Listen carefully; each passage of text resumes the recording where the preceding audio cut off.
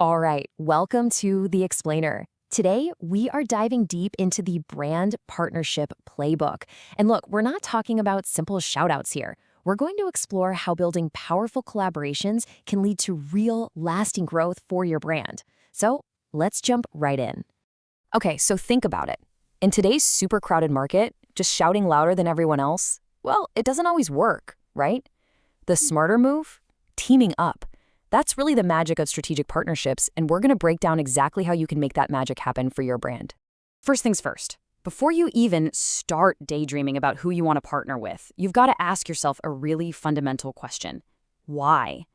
I mean, what's the point? This is step one, and honestly, it's the most critical. You have to define your goals. What does a win actually look like here?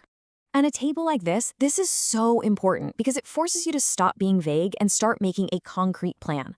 Are you trying to boost brand awareness? Okay, then your metric is impressions or reach. Or maybe it's all about lead generation. In that case, you're counting the number of new leads. Getting super specific like this right from the get-go is absolutely everything. I love this analogy. Your goals, they're your compass. Seriously. It's like if you get in your car without putting a destination in your GPS, you're just driving aimlessly, right? But with clear goals, every single decision, who you talk to, how you put the deal together, it all has a purpose. It keeps you pointed in the right direction. Okay, so you've got your destination locked in. Now it's time to figure out who's coming along for the ride. This is where we shift gears from the why and start focusing on the who. And wow, look at all the options you have. It's not just one type of partnership. You could go for a really deep strategic alliance with another brand. Or you could sponsor a big event to get your name out there. You could even do a tech integration with another company. The possibilities are, well, pretty much endless. Which, of course, leads to the million-dollar question, right? With all these choices, how in the world do you pick the right one?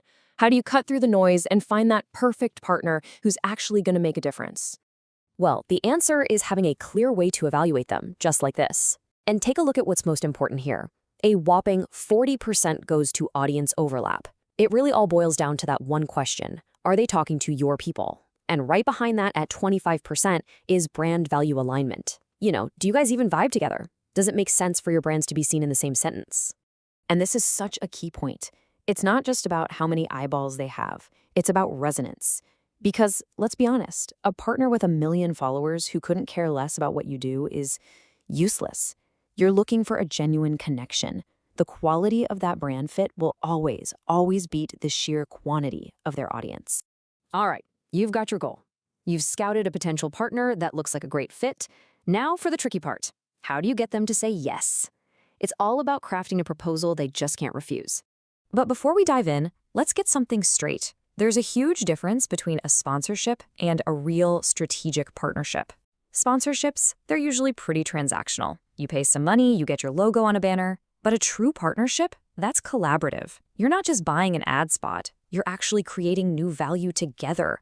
So what makes a proposal a winner?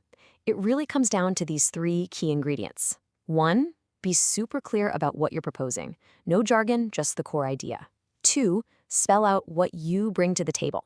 And 3, and this is the most important one, make it all about the mutual benefit. It has to be a win-win. The best proposals never feel like a sales pitch. They feel like an invitation to build something amazing together. Okay, let's say it worked. They said yes, the partnership is live, pop the champagne. But hold on, the work is definitely not over. Now comes the part where you prove it was all worth it. It's time to measure, and you're going to measure your success against those exact goals we talked about way back at the beginning. There's this great saying, what gets measured gets managed, and what gets managed gets maximized. And that just nails it, doesn't it? If you have no idea what the impact of your partnership is, you can't steer it in the right direction, and you for sure can't get the most out of it. So let's make this real. If your goal was lead generation, your success is simple. Did you hit your target of, say, 5,000 leads? Boom, black and white. But what if your goal was something a little fuzzier, like brand awareness? Well, you can measure that too. You could track if you saw that 15% lift in brand recall you were hoping for.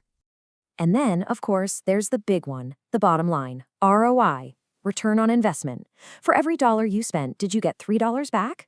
A 300% ROI isn't just a nice number, it's proof that this partnership is a massive win for the business. And you pull all of this together into a formal measurement plan just like this. You've got your metric, your target, But look, you've also got who's responsible, the owner, and how often they're supposed to report on it. This is so crucial because it creates accountability. You're not just crossing your fingers and hoping for good news at the end of the year. You're actively tracking and managing it along the way. Okay, last section. Let's get real for a minute. No partnership is a perfect fairy tale. There are always going to be bumps in the road. The secret isn't avoiding them, it's anticipating them, and most importantly, building a relationship that's strong enough to get through them. And you really do have to think about the common pitfalls. I mean, what happens if your partner suddenly has a huge PR nightmare? That could splash back on you. That's a reputation risk. Or what if the numbers just aren't adding up? That's a financial risk. The difference between a great partnership and a disaster is often just planning for these what-ifs ahead of time. And this really gets to the very heart of the whole thing.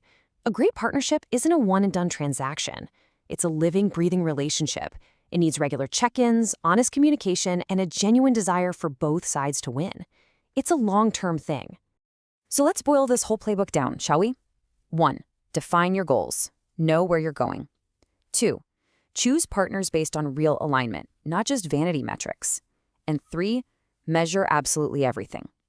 If you nail these 3 things, what you get isn't just a quick spike in traffic. You get real, sustainable, long-term growth. Which brings us to the final and most important question, the one you should be thinking about right now. When you look at your brand and where you want it to go, which partnerships out there hold the key?